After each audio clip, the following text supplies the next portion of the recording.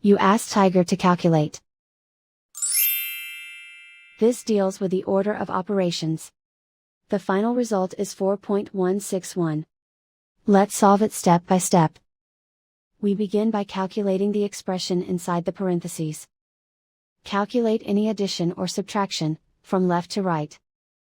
3.15 minus 0.28 equals 2.87. Simplify exponents and square roots.